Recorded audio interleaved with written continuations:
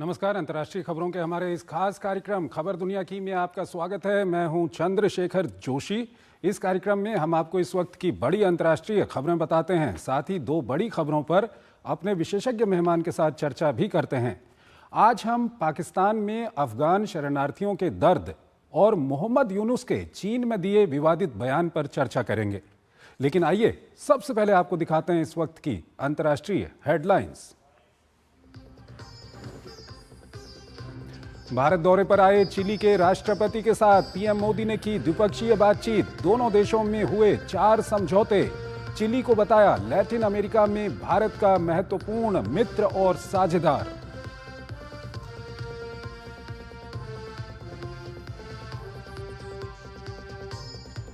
रूस यूक्रेन युद्ध में शांति वार्ता को लेकर रूसी राष्ट्रपति कार्यालय का महत्वपूर्ण बयान। कहा अमेरिका और रूस दोनों ही शांति समझौते की दिशा में कर रहे हैं काम।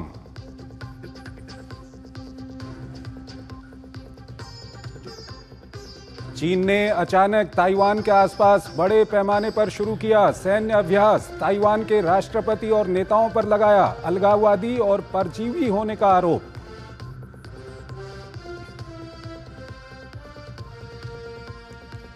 हमास, हिजबुल्ला और हुथी पर एक साथ हमला। इजरायली हमले में हिजबुल्ला के एक बड़े नेता सहित 4 लोगों की मौत। आईडीएफ ने हिजबुल्ला के हसन बदीर के मारे जाने की पुष्टि की।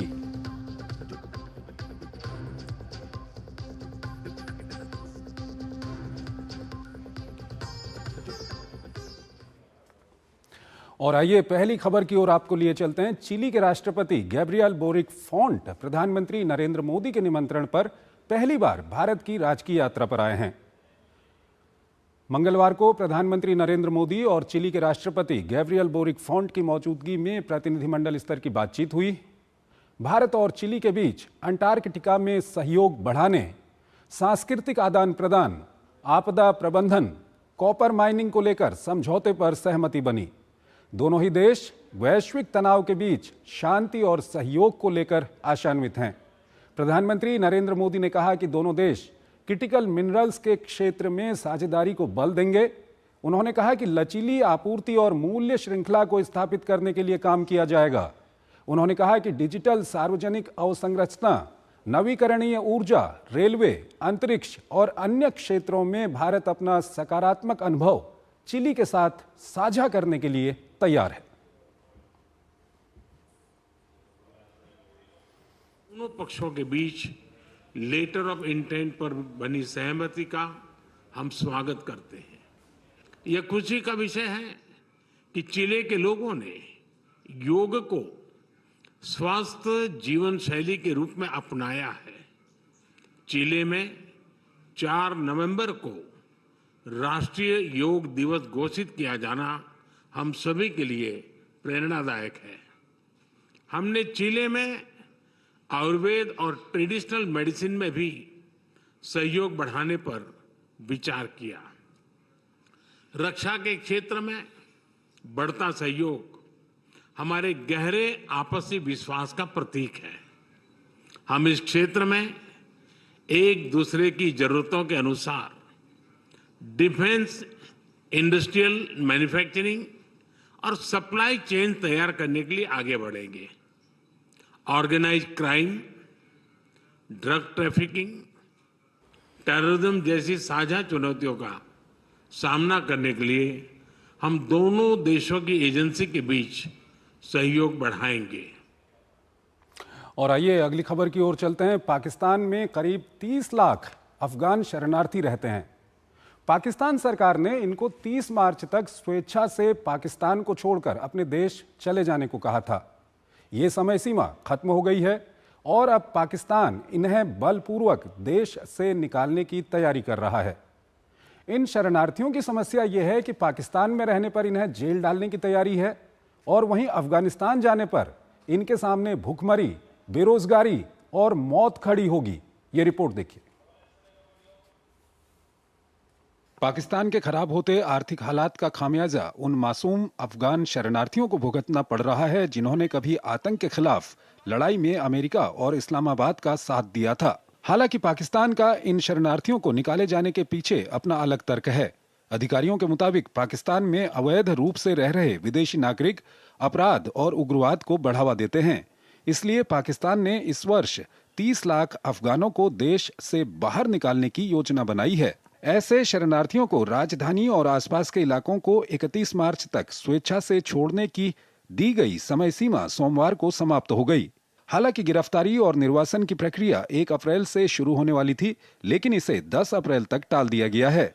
सरकार का ये कदम 2023 में शुरू की गई राष्ट्रव्यापी कार्रवाई का ही हिस्सा है, जिसका मकसद पाकिस्तान में अवैध रूप से रह रहे विदेशियों को देश से बाहर निकालना है, जिनमें अधिकतर अफगानिस्तान के नागरिक हैं। दरअसल अफगान शरणार्थियों को निकालने के लिए पाकिस्तान ने चरणबद्ध तरीके से योजना बनाई थी, जिसमें अफगान नागरिक कार्ड रखने वाले लोगों को इस्लामाबाद और रावलपिंडी शहरों से बाहर निकाल दिया जाएगा। दूसरा, जिन अफगान नागरिकों के पास पंजीकरण प्रमाण पत्र होगा उन्हें वापस भेजा जाएगा। और तीसरे चरण में सरकार ने 31 मार्च तक रावलपिंडी और इस्लामाबाद से लगभग 40,000 अफगानों को निर्वासित करने का प्लान बनाया था। पाकिस्तान के इस अभियान की मानवाधिकार समूहों, तालिबान सरकार और संयुक्त राष्ट्र ने कड़ी आलोचना की है। हालांकि आंकड़े बताते हैं कि पिछले 18 महीने में लगभग 8,45,000 अफगान नागरिक पाकिस्तान छोड़ चुके हैं, जबकि पाकिस्तान के मुताबिक देश में अभी भी 30 लाख अफगान नागरिकों की मौजूदगी बरकरार है। इनमें से करीब 14 लाख के पास पंजीकरण प्रमाण पत्र हैं, जबकि 8 लाख के पास अफगानिस्तान के नागरिक कार्ड हैं। इसके अलावा 10 लाख अफगान ऐसे हैं जो अवैध रूप से देश में हैं, क्योंकि उनके पास कोई कागजात नहीं हैं। शरणार्थियों पर गिरी गाज को लेकर विशेषज्ञों का कहना है कि पाकिस्तान की अर्थव्यवस्था गंभीर संकट से गुजर रही है, इसलिए अवैध प्रवासियों को निष्कासित करने से आर्थिक बोझ कम होगा। दूसरी तरफ ये भी माना जा रहा है कि अवैध शरणार्थियों को लेकर अमेरिका द्वारा फंडिंग रोके जाने के बाद पाकिस्तान को शरणार्थियों से संबंधित नीतियों को आगे बढ़ाने में मुश्किल आ रही थी। बहरहाल पाकिस्तान के निर्णय का असर उन 60 प्रमुख महिला अधिकार कार्यकर्ताओं पर पड़ेगा जो तालिबान शासन के दौरान अफगानिस्तान छोड़ने को मजबूर हुई थीं। इनमें से कई महिलाएं शिक्षा और महिलाओं के अधिकारों के लिए आवाज उठाने के कारण तालिबान के निशाने पर थीं। ऐसी कार्यकर्ताओं को अब ये डर सताने लगा है कि अगर वापस भेजा गया तो उन्हें या जेल जाना होगा या फिर मौत का सामना करना पड़ेगा। इस खबर पर बात करने के लिए हमारे साथ जुड़ रहे हैं प्रोफेसर स्वर्ण Singh, school of international studies JNU से। प्रोफेसर साहब, बहुत बहुत स्वागत है आपका हमारे इस कार्यक्रम में। पहला सवाल आपके सामने मैं यही रखूंगा कि ये अफगान शरणार्थी जो करीब 30 लाख की संख्या में है पाकिस्तान में, कभी तो पाकिस्तान के बहुत प्यारे हुआ करते थे और पाकिस्तान ने इनका काफ़ी फ़ायदा भी उठाया और अब पाकिस्तान ने इनको कहीं ना कहीं अधर पर छोड़ दिया है। क्या कुछ कहेंगे आप? आपकी रिपोर्ट में जैसे कहा गया कि ये मुख्य तौर पर आर्थिक कारण है, जो आर्थिक व्यवस्था की खस्ता हालत है पाकिस्तान में, और अब जो USAID में रोक लगी है उसकी वजह से है। पर इसके पीछे कुछ राजनीतिक कारण भी हैं। जैसे आपने खुद कहा कि 80 के पूरे दशक में जब सोवियत फौजों के काबू में था अफगानिस्तान, तो अमेरिका और सऊदी अरेबिया के साथ जुड़ के एक मुजाहिदीन को तैयार किया गया। तो पहली बार जब तालिबान सरकार में आया तो वो एक तरह से पाकिस्तान का ही एक कठपुतली या मुखौटा था उस वक्त। अब दूसरी बार जब अफगानिस्तान में तालिबान की सरकार आई है अगस्त 2021 से, तब से लगातार पाकिस्तान के साथ उनका तनाव बना हुआ, खासकर सीमा में लगातार हिंसा हो रही है। तो ये भी एक उसके पीछे कारण है कि तनाव के चलते वो वहाँ के शरणार्थी जो अफगानिस्तान से आए हैं उन पर अपना पूरा एक तरह से जो आक्रोश है वो उन पर गाज, जैसे आपने कहा, गिर रही है उनके ऊपर। और लगातार अलग अलग जो एजेंसियां हैं, चाहे ह्यूमन राइट्स वॉच हो, एमनेस्टी इंटरनेशनल हो और दुनिया भर की ह्यूमन राइट्स ऑर्गेनाइजेशंस ने ये कहा कि ह्यूमैनिटेरियन एंगल से उसको एक मानवीय नजरिए से देखना चाहिए। इसको इस तरह से नहीं होना चाहिए कि जैसे आपने कहा कि या तो वो पाकिस्तान की जेल में जाएंगे या फिर उनका प्रोसिक्यूशन अफगानिस्तान में होगा, तो वो नहीं होना चाहिए। पर वही पश्चिमी देश जिनकी वजह से आपने देखा कि पहले 2 दशक इस सदी के लगातार युद्ध होता रहा अफगानिस्तान में, वो केवल आज 40,000, 30 लाख की आपने जिक्र किया वो शरणार्थी हैं, उसमें केवल 40,000 लेने की तैयारी में है, उसमें भी समय लगेगा। तो ये जाहिर है कि 90 के दशक से जो लगातार यहाँ रह रहे हैं, बहुत से अफगानी तो ऐसे हैं जो पैदा ही पाकिस्तान में हुए, उन्होंने अफगानिस्तान देखा ही नहीं है, पर वो आज अफगान के नागरिक हैं, जो उनके पास एक UNHCR का एक रेजिडेंसी परमिट है उनके पास, और बहुत सारे तो अनडॉक्यूमेंटेड भी हैं जो लगातार उसके पैसे आप इनकी आजादी पर भी जा सकते हैं कि जो पश्तूनों को बीच में से काटते हुए एक लाइन जो सीमा बनाती है अफगानिस्तान और पाकिस्तान की, वो अपने आप में ऐतिहासिक गलती है, एक तरह से ड्यूरेंट लाइन, उसके चलते दोनों तरफ यही लोग रहते हैं। तो इनको अचानक इस तरह से आपने जैसे देखा कि जनवरी के महीने में प्राइम मिनिस्टर्स ऑफिस से एक 2 पेज का एक नोटिस निकलता है कि ये 3 फेज है, इस तरह से इनको डिपोर्ट किया जाएगा। और अचानक इस तरह से लोगों को भेजना, यहाँ तालिबान की सरकार को कोई भी मान्यता नहीं है, पाकिस्तान की मान्यता भी नहीं है, तो वो उनके लिए बहुत बड़ा मानवीय संकट होता है। और मुझे लगता है पश्चिमी देशों को इस पर ज्यादा ध्यान देने की जरूरत है, जो लगातार मानवीय दृष्टिकोण की बात करते हैं, और खासकर जो पहले 2 दशकों में लगातार युद्ध अफगानिस्तान में रहा, जिसकी वजह से ये लोग बहुत सारे, जैसे आपने कहा कि आए पाकिस्तान में और अफगानिस्तान को छोड़ के दूसरे देशों में भी गए, तो उनकी भी एक तरह से जिम्मेदारी बनती है कि ये मानवीय संकट को किस तरह से सुलझाया जाए और किस तरह से पाकिस्तान पर एक दबाव बनाया जाए कि इसके लिए कुछ समय की जरूरत है। आप इस तरह से नहीं कह सकते कि जो लोग नहीं जा पा रहे अफगानिस्तान उनको डिपोर्ट किया जाएगा या जेलों में डाला जाएगा। ये मुझे लगता है कि पाकिस्तान का एक ऐतिहासिक सच्चाई है पिछले 4 दशकों की, उसको इस तरह से सुलझाया नहीं जा सकता कि आप केवल जोर जबरदस्ती से उनको इस तरह से अपने देश से निकालने की कोशिश करें।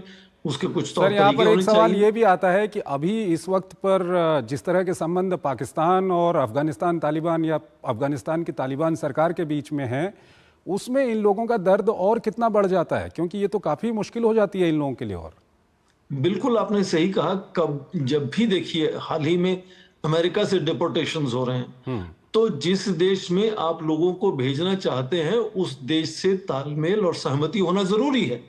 और जब ये सहमति और तालमेल अफगानिस्तान और पाकिस्तान में है ही नहीं, तो किस तरह से आप कहते हैं कि ये नागरिक अपने आप देश छोड़ के वापिस अफगानिस्तान चले जाएं। मैंने जैसे कहा कि बहुत बड़ी संख्या में लोग ऐसे हैं जो पाकिस्तान में ही पैदा हुए हैं, अफगानिस्तान के नागरिक हैं, पर वो पाकिस्तान में पैदा हुए हैं, तो क्या उनको यहाँ की नागरिकता मिलनी चाहिए या कोई और जिम्मेदारी पाकिस्तान की बनती है उनको लेकर। तो इसलिए मुझे लगता है कि बहुत ही एक तरह से आक्रामक रुख अचानक जो है पाकिस्तान का, वो बहुत बड़ा मानवीय संकट एक तरह से खड़ा करने वाला है इसको लेकर। एक दिक्कत और है सर, इनमें कई सारी ऐसी महिलाएं हैं, कई सारे ऐसे लोग हैं जो अफगानिस्तान में मानव अधिकारों के लिए आवाज़ उठाते हैं, और अफगानिस्तान में तालिबान का शासन है। अगर ये वहाँ पर जाते हैं तो सीधी सी बात है इनको मौत का सामना करना पड़ेगा। ये इसको अंतर्राष्ट्रीय जगत को इसको कितना ध्यान में रखना चाहिए? बिल्कुल आपने ये बात ठीक कही कि बहुत से हजारों लोग तो 2021 अगस्त में जब तालिबान फिर से सत्ता में आ गया, उसके बाद वहां से पाकिस्तान में घुसे हैं। तो जाहिर है कि उन सब का तो वहां जाना एकदम मौत के मुंह में जाने जैसा है। जैसे आपने जिक्र किया करीब 60 महिलाओं का जो इसमें आइडेंटिफाई हो चुकी हैं, तो वो तो पहले से ही आइडेंटिफाइड है। यदि वो वहां भेजी जाती हैं तो उनके साथ क्या सलूक होगा वो हम केवल सोच ही सकते हैं, शायद सोच भी नहीं सकते। तो मुझे लगता है कि क्योंकि पश्चिमी देशों का इसमें बहुत बड़ा हस्तक्षेप रहा पिछले 4 दशकों में, पाकिस्तान के साथ हिस्सेदारी बनाकर इस तरह का जो वहां माहौल पैदा किया गया जिससे लोगों को वहां से देश छोड़कर भागना पड़ा, तो पाकिस्तान के साथ साथ इन पश्चिमी देशों की भी ये जिम्मेदारी होती है कि इस संकट को किस तरह से सुलझाया जाए, उसमें सीधा उनका हस्तक्षेप होना चाहिए और किस तरह की सहायता वो देना चाहते हैं वो भी होना चाहिए। हालांकि हम देख रहे हैं कि अमेरिका के राष्ट्रपति तो विश्व को सहायता देने से पीछे हटते हुए नजर आ रहे हैं लगातार। तो क्या कुछ यूरोपीय देश नेटो के जो दूसरे मेंबर हैं जो लगातार बने हुए थे अफगानिस्तान में, और बहुत से लोगों ने उन्हीं देशों की अपने युद्ध में सहायता भी की है, तो उनके प्रति इनकी क्या कोई जिम्मेदारी बनती है या नहीं बनती है? ठीक है सर, ये काफ़ी महत्वपूर्ण होगा देखना। आप हमारे साथ बने रहिए। एक और खबर है उस पर अभी हम आपसे बातचीत करेंगे। फिलहाल हमको यहाँ पर एक छोटा सा ब्रेक लेना है।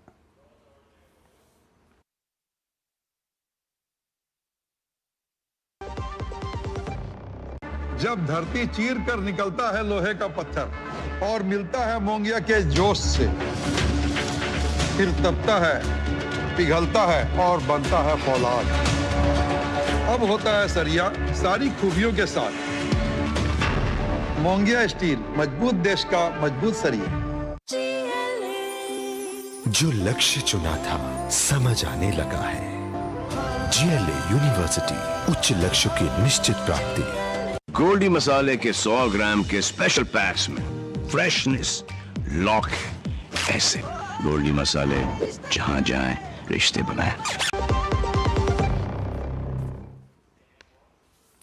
स्वागत है आपका। ब्रेक के बाद अगली खबर की ओर आपको लिए चलते हैं। बांग्लादेश की अंतरिम सरकार के मुखिया मोहम्मद यूनुस ने अपनी चीन यात्रा में भारत के उत्तर पूर्व को लेकर विवादित बयान दिया। इसके बाद भारत में विदेशी मामलों के विशेषज्ञों में भारी आक्रोश देखा जा रहा है। दरअसल यूनुस बांग्लादेश को भारत से दूर और चीन पाकिस्तान के करीब ले जाना चाहते हैं। यही कारण है कि वो चीन से करीबी के लिए भारत को नीचा दिखाने से नहीं चूक रहे। ये रिपोर्ट देखिए। पिछले कुछ महीने से अस्थिरता के दौर से गुजर रहा बांग्लादेश के अंतरिम सरकार के मुख्य सलाहकार की चीन यात्रा कई मायनों में विवादों से घिरी रही। यूनुस ने अपनी यात्रा के दौरान न केवल चीन को बांग्लादेश में निवेश के लिए आमंत्रित किया, बल्कि पूर्वोत्तर भारत का जिक्र करते हुए चीन से इस क्षेत्र में अपनी आर्थिक स्थिति का विस्तार करने की अपील की, जिससे यूनुस का असली चेहरा सबके सामने आ गया।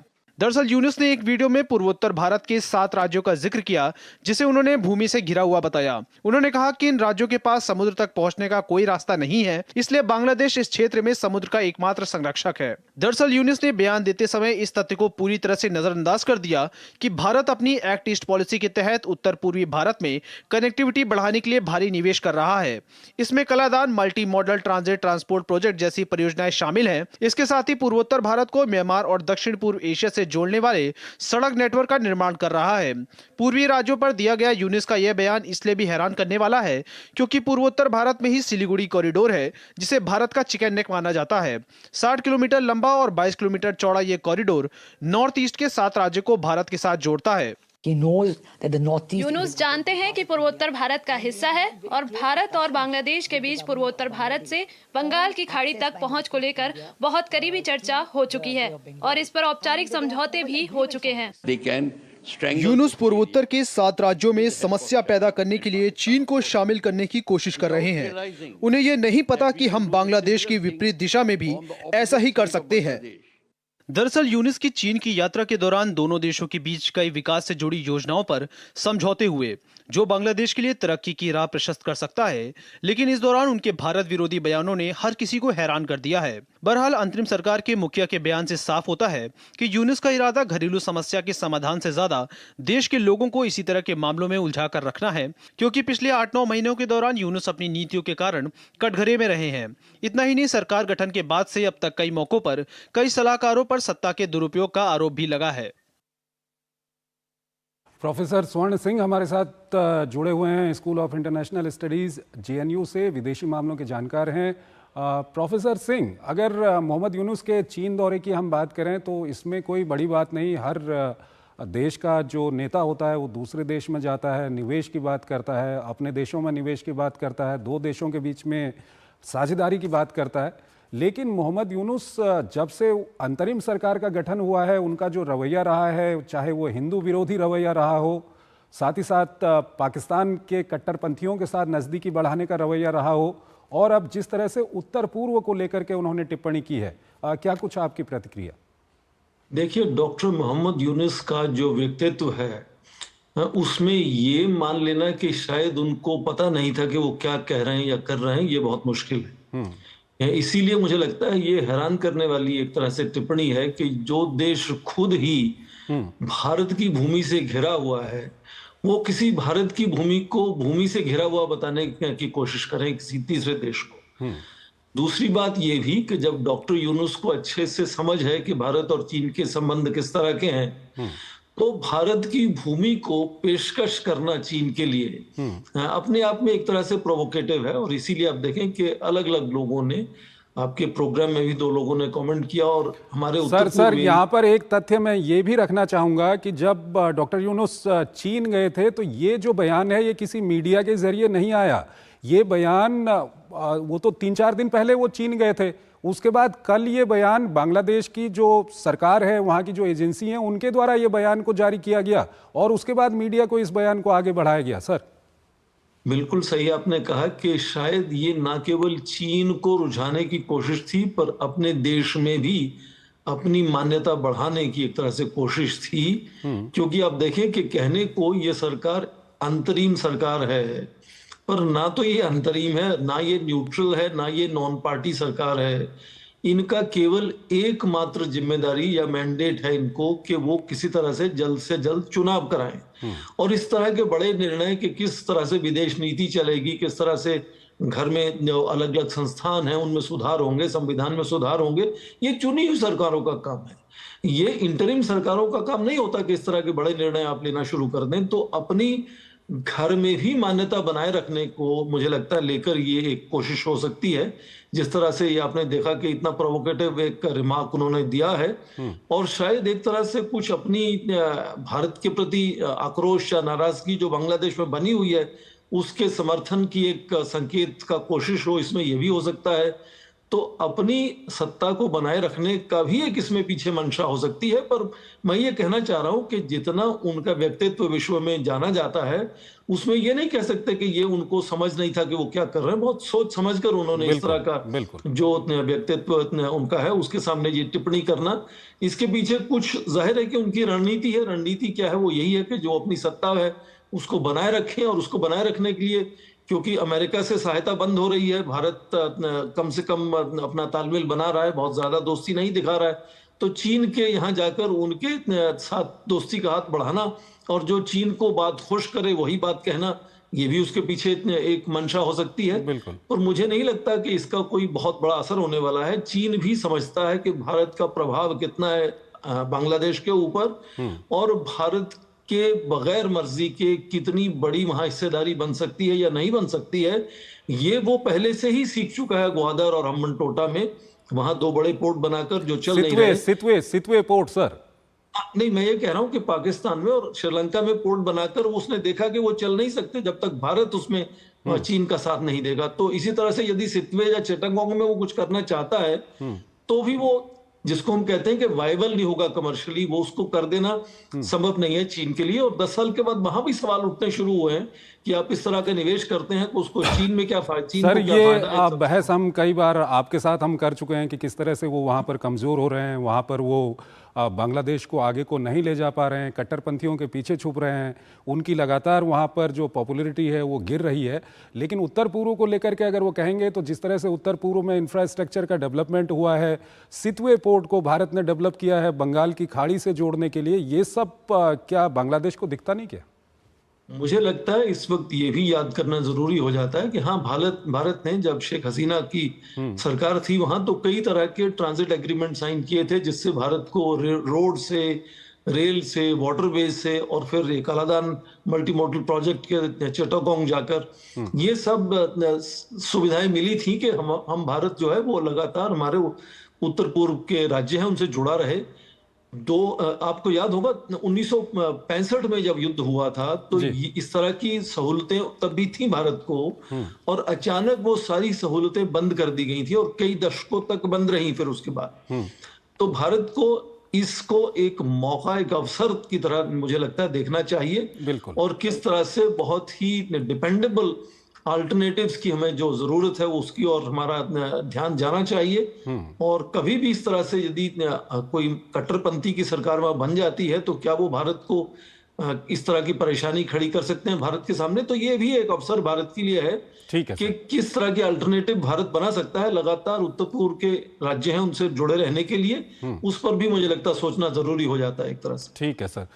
सर बहुत बहुत शुक्रिया आपका, आप हमारे इस कार्यक्रम में जुड़े और दोनों ही विषयों पर अपना महत्वपूर्ण विश्लेषण आपने हमारे दर्शकों के सामने रखा। बहुत बहुत शुक्रिया। यहाँ पर हमको एक छोटा सा ब्रेक लेना है, ब्रेक के उस पार हम आपको आज की कुछ और महत्वपूर्ण अंतर्राष्ट्रीय खबरें बताएंगे।